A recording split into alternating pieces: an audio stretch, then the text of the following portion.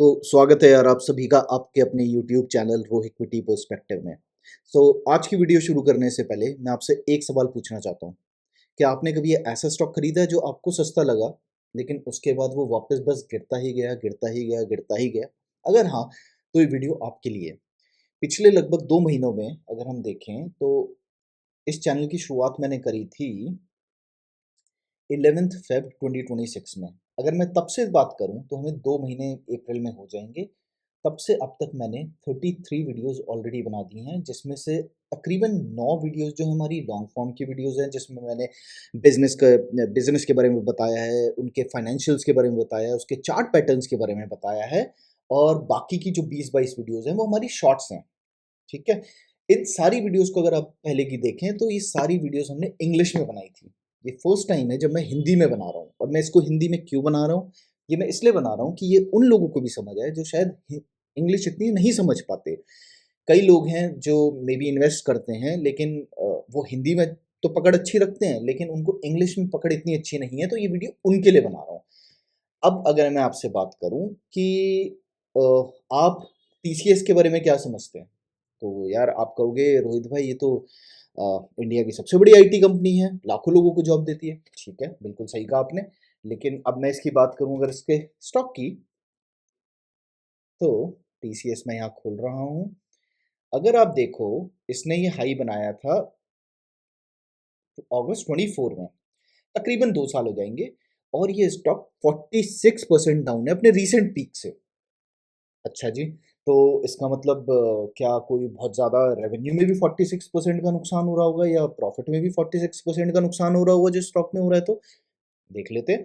Profit and loss statement में जाएँ, तो यहाँ देखें तो भाई highest ever net profit, highest ever revenue है और अगर हम नेट प्रॉफिट पे जाएँ तो वो भी ऑलमोस्ट हाईएस्ट एवर है। तो फिर भी स्टॉक क्यों गिरा हुआ है? ठीक है, ओके 46% डाउन है। अब मैं आपसे पूछूँ यार आप एचडीएफसी बैंक के बारे में क्या समझते हैं? तो आप कहोगे यार रोहित भाई इंडिया का सबसे बड़ा प्राइवेट बैंक है। बिल्कुल ठीक बात है।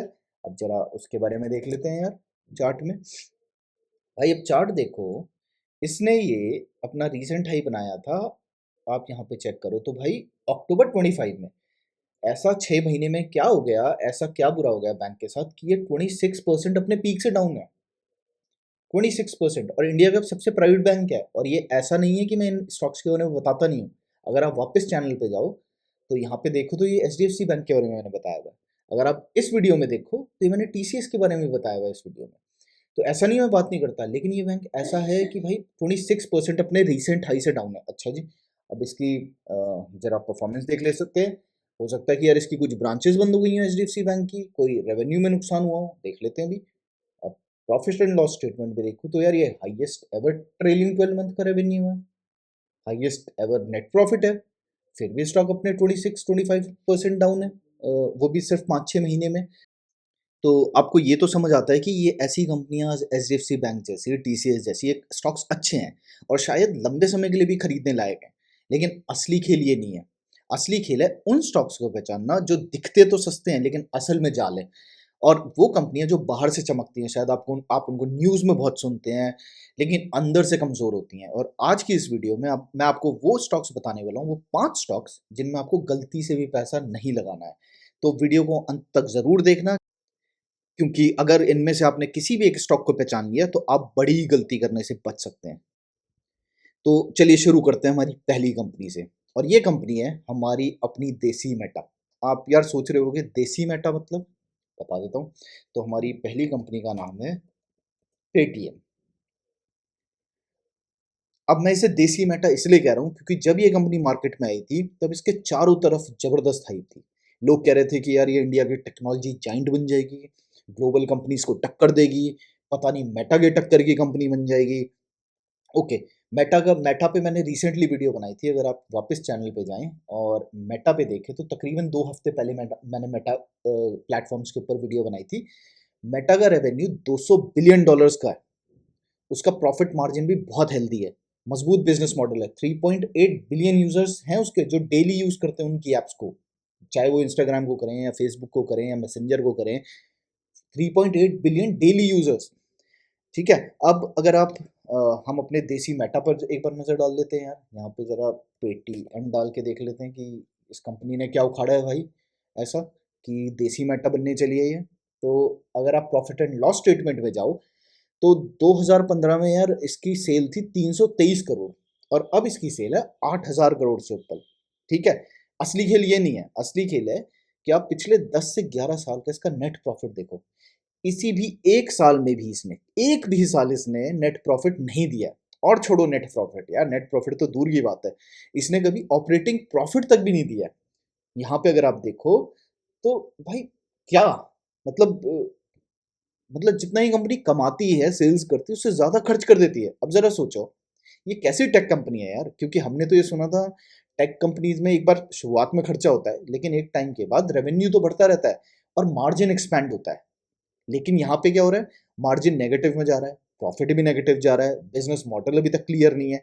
तो सवाल ये है कि क्या सिर्फ हाइप के दम पर आप अपना पैसा लगा दोगे? अगर इसके स्टॉक का भी हाल देख लो यार, अब हम इसके जरा स्टॉक का हाल देख लें तो अराउंड यहाँ पे ये लिस्ट हुआ हुआ, ठीक है, उसके बाद आप देख लो यार तकरीबन 2000 के आसपास गया होगा, फिर ये डाउन हुआ 500 के आसपास, फिर ये 300 तक भी आया, अभी शायद ये थोड़ा सा और ऊपर जा रहा है। लेकिन असली सवाल ये है कि आपको इसमें घुसना क्यों है जब मार्केट में पहले से इतनी मजबूत कंपनियां आपको सस्ते रेट पे मिल रही हैं, जिसमें भी हमने बात भी करी है एचडीएफसी बैंक, टीसीएस, कैम्स।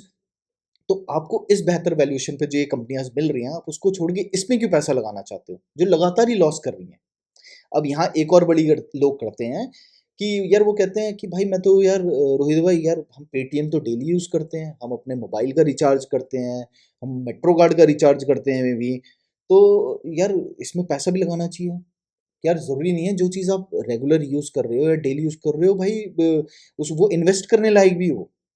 ठीक है, आप उसको देखोगे ना, क्योंकि यार ऐसा नहीं है कि यूज़र होना एक वो अच्छी इन्वेस्टमेंट हो जाएगी कि मैं इस कंपनी का यूज़र हूँ तो वो कंपनी इन्वेस्टमेंट भी अच्छी बन जाएगी। ठीक है, आप जिस ऐप को यूज़ कर रहे हो वो कंपनी पैसा कमा रही है या जला रही है, ये देखना बहुत ज़रूरी है।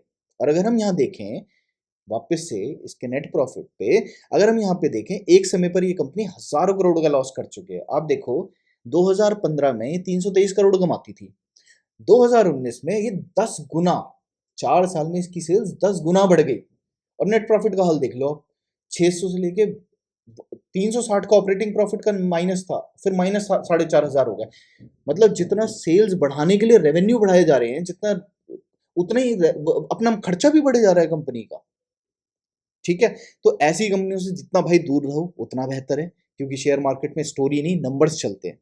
चलिए अब बढ़ते हैं अपनी दूसरी कंपनी की तरफ। तो चलिए जी अब बात करते हैं धुरंधर 2 के बारे में। नहीं, मैं कोई मूवी की बात नहीं कर रहा हूँ, मैं बात कर रहा हूँ धुरंधर स्टॉक नंबर 2 के बारे में। और वो स्टॉक है हमारा, अगर हम यहाँ पे डालें तो स्विगी। अब यहाँ पर भी वही कहानी शुरू हो जाती है कि भाई आप तो इस ऐप को रोज यूज़ करते होंगे, बिल्कुल करते हैं। खाना मंगाना है, बिल्कुल आ गया 20-30 मिनट में। मिठाई मंगवानी है, वो भी घर पे आ गई। कुछ और चाहिए, बस एक क्लिक और डिलीवर। सच बताऊं सर्विस के हिसाब से बिजनेस शानदार है, कन्वीनियंस के हिसाब से भी बिजनेस एकदम कमाल है। बट मैं खुद मानता हूँ कि ये बिजनेस अच्छा एक मॉडल है, लेकिन स्टॉक खरीदने के लिए सिर्फ एक अच्छा यूजर एक्सपीरियंस काफ़ी नहीं है। अब आते हैं असली गेम पर, प्रॉफिट एंड लॉस स्टेटमेंट। एक बार नंबर देख लें और प्रॉफिट एंड लॉस स्टेटमेंट में आए तो मार्च 2020 में इसकी सेल्स थी 3500 करोड़। अब इसकी सेल है 21,000 करोड़, यानी 5-6 साल में कुछ 6-7 गुना ग्रोथ हो गई है। सुनने में बहुत बढ़िया लग रहा है, बहुत अच्छा हो रहा है। अब जरा इसके रेवेन्यू नेट प्रॉफिट की बात कर लेते हैं। वापस देख लो, हर साल नुकसान। और जो रीसेंट क्वार्टर में ट्रेलिंग 12 मंथ में जो इसका नुकसान हो रहा है वो सबसे ज़्यादा नुकसान है, 4500 करोड़ का लॉस, 4500। फिर वही बात आ जाती है कि नेट प्रॉफिट तो यार बाद की बात है। कंपनी ने आज तक किसी भी साल में, मार्च 2020 से 6 साल हो रहे हैं, किसी भी एक साल में ऑपरेटिंग प्रॉफिट तक नहीं किया है। इसका एक बार क्वार्टरली रिजल्ट देख लेते हैं। क्वार्टरली रिजल्ट देख लो भाई, एक भी क्वार्टर ऐसा नहीं है जिसमें कंपनी ने प्रॉफिट दिखाया हो। और सबसे खतरनाक बात, लॉस कम नहीं हो रहा है, बढ़ता जा रहा है। आप पिछले क्वार्टर देखें तो -574 था दिसंबर 23 में, दिसंबर 24 में ये 800 करोड़ का लॉस हुआ है, अब 1000 करोड़ से ऊपर का लॉस हो गया। अब जरा सोचो, अगर सेल्स बढ़ रही है लेकिन खर्चे उससे भी तेजी से बढ़ रहे हैं तो क्या ये सस्टेनेबल बिजनेस है? असल में हो क्या रहा है कि कंपनियां डिस्काउंट तो दे रही हैं, कूपन कोड दे रही हैं, ऑफर्स भी दे रही हैं ताकि आप ज़्यादा से ज़्यादा ऑर्डर करो। लेकिन ऐसे पैसा जला के क्या बिजनेस कितने दिन तक चलेगा? मुझे नहीं पता। क्या और मैं ऐसा भी नहीं कह रहा हूँ कि आगे जाके कंपनी प्रॉफिट नहीं कर सकती है। अगर आगे जाके प्रॉफिट करेगी तो हम उसको अच्छा भी बोलेंगे। ज़ोमैटो ने एक टाइम पे लॉस मेकिंग कंपनी थी, लेकिन आगे जाके वो प्रॉफिट देने लगी।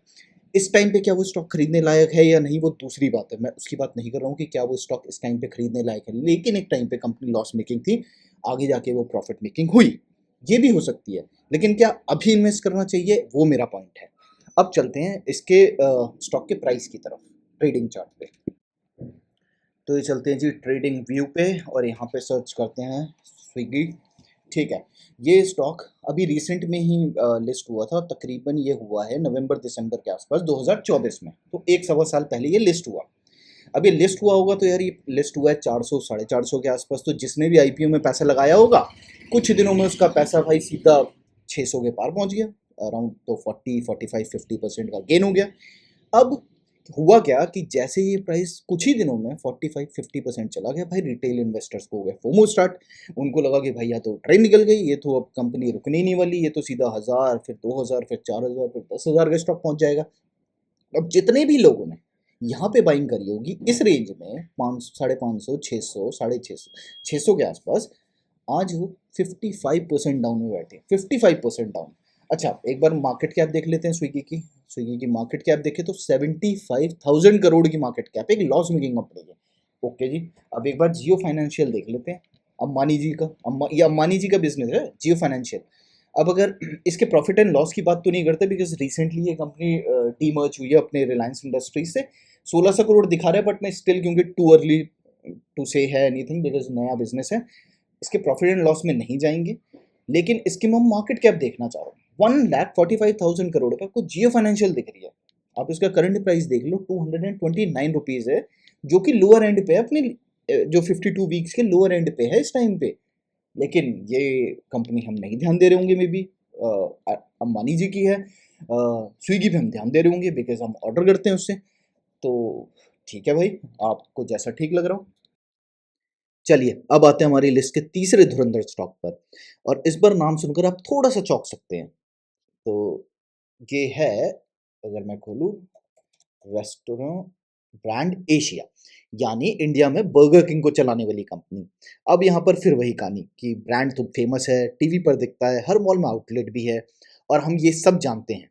तो दिमाग ये कहता है कि यार भाई ये तो बड़ा ही ब्रांड है, इसमें पैसा लगा देते हैं। लेकिन क्या सिर्फ एक फेमस ब्रांड होना एक अच्छे स्टॉक की निशानी है? चलो इसका असली टेस्ट करते हैं, नंबर्स का टेस्ट। अगर सबसे पहले हम इसके जाते हैं क्वार्टरली रिजल्ट्स पे, तो अगर आप इसका क्वार्टरली रिजल्ट देखो तो सेल्स जो है, रेवेन्यू, वो 526 करोड़ से बढ़कर 715 करोड़ हो चुका है दिसंबर 25 क्वार्टर में।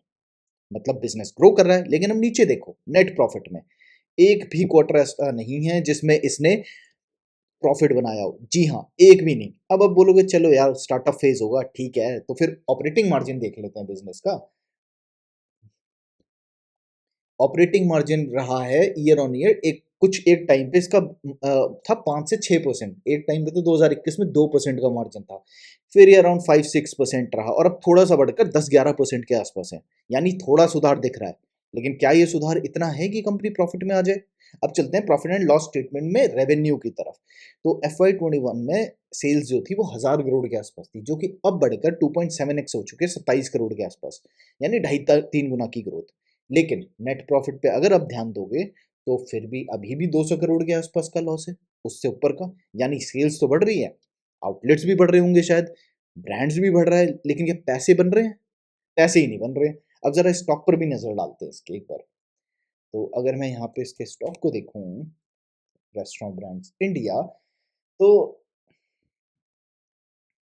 इसको अगर हम देखें तो जब ये लिस्ट हुआ था, ये तकरीबन कुछ 100 से ऊपर के, 100 सवा 100 के आसपास के रेंज में गया, लिस्ट हुआ था। आप इसकी कैंडल्स देख लो, सीधा इसने पहले ही दिन कितनी ह्यूज कैंडल बनाई है, फिर ये बढ़ बढ़ के गया सीधा यहाँ तक 213। फिर वही बात आ जाती है, इतनी बड़ी बड़ी कैंडल्स आई हैं, तो ये क्या बिग इन्वेस्टर्स ने लिया होगा कि अपना रिटेल इन्वेस्टर्स ने लिया होगा?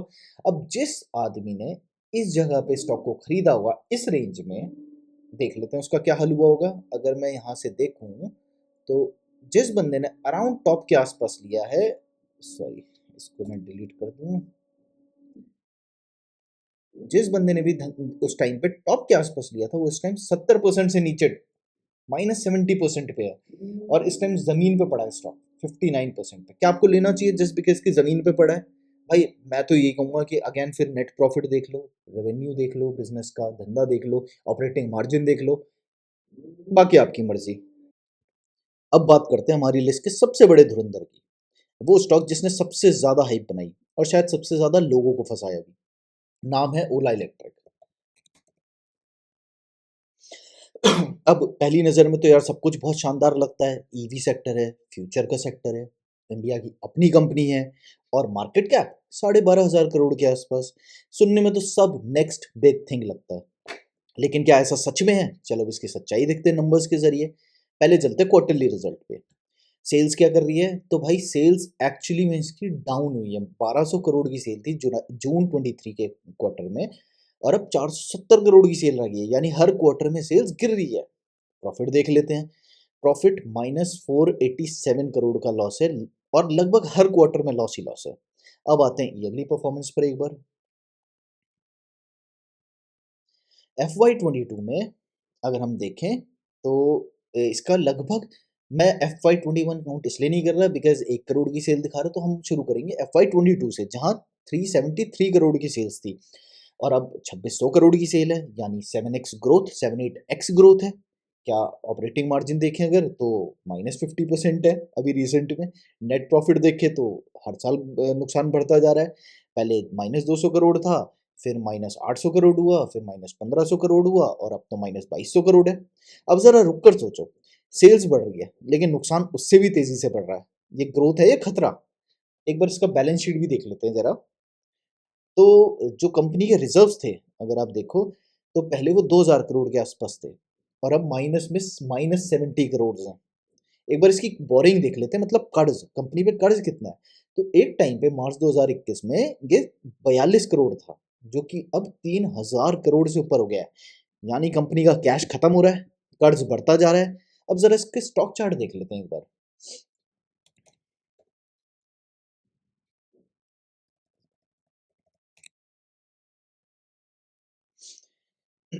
अब अगर हम देखें एक बार इसका चार्ट तो एक बार मैं ये डिलीट कर दूं, तो वही इसका 2024 के आसपास इसका आईपीओ आया, लिस्टिंग के बाद जबरदस्त उछाल आया, तकरीबन डबल ही प्राइस हो गया, 70-80% ऊपर चला गया। अब यहीं पर फिर वही आ जाता है कि इंडिया का टेस्ला है ओला, ईवी का किंग है, ये दुनिया बदल देगा। ऐसी बातें शुरुआत में हुई, लेकिन उसके बाद क्या हुआ? यहाँ पे कुछ बंदों ने फंसे होंगे, जिसके बाद जिस बंदे ने फोमो के चक्कर में यहाँ पे खरीदा उसका क्या हाल हुआ, एक बार ये चेक कर लेते हैं। तो जिस बंदे ने टॉप पे खरीदा होगा, इसको मैं डिलीट कर दूं, जिस बंदे ने भी फोमो के चक्कर में खरीदा होगा अब वो 80% डाउन है। 80%। अब क्या ये इन्वेस्टमेंट थी या फिर सिर्फ एक स्टोरी? क्योंकि सच ये है कि ये स्टॉक दिमाग से नहीं दिल से खरीदा गया था। और एक डायलॉग याद आता है मुझे बॉलीवुड का कि ये दिमाग में नहीं सीधा दिल में आता है। लेकिन शेयर मार्केट में दिल से नहीं सिर्फ दिमाग से पैसा बनता है। अब फैसला आपके हाथ में है कि आपको हाइप में इन्वेस्ट करना है या हकीकत में। चलिए अब बढ़ते हैं अपनी अगली और आखिरी कंपनी की तरफ। चलिए अब बात करते हैं अपनी लिस्ट की आखिरी कंपनी की और ये कंपनी है फर्स्ट क्राई। अगर हम यहाँ पे सर्च करें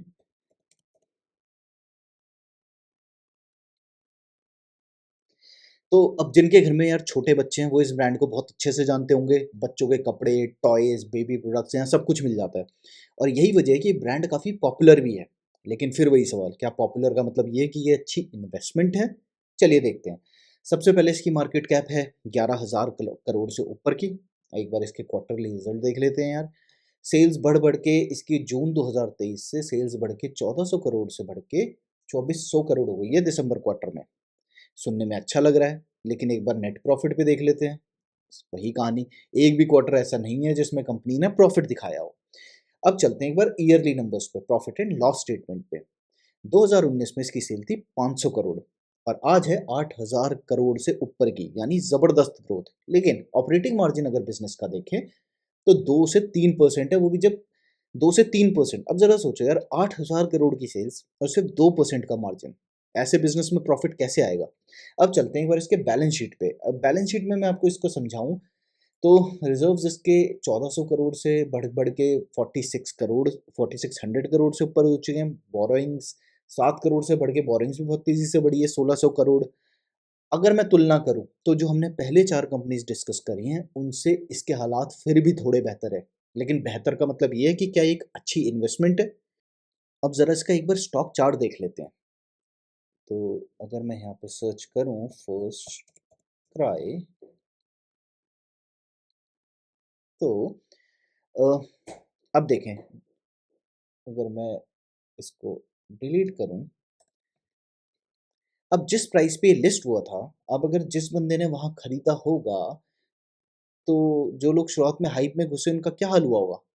वो आज भी भारी नुकसान में बैठे हैं। तो क्या करें अब ऐसे स्टॉकों से जो 70% डाउन है अपने उससे लिस्टिंग प्राइस से, क्या इनको खरीदें, क्या इनको बेचें या होल्ड करें। अब मैं इसका आपको जवाब नहीं दूंगा, आप खुद सोचें और नंबर देखकर फैसला करें।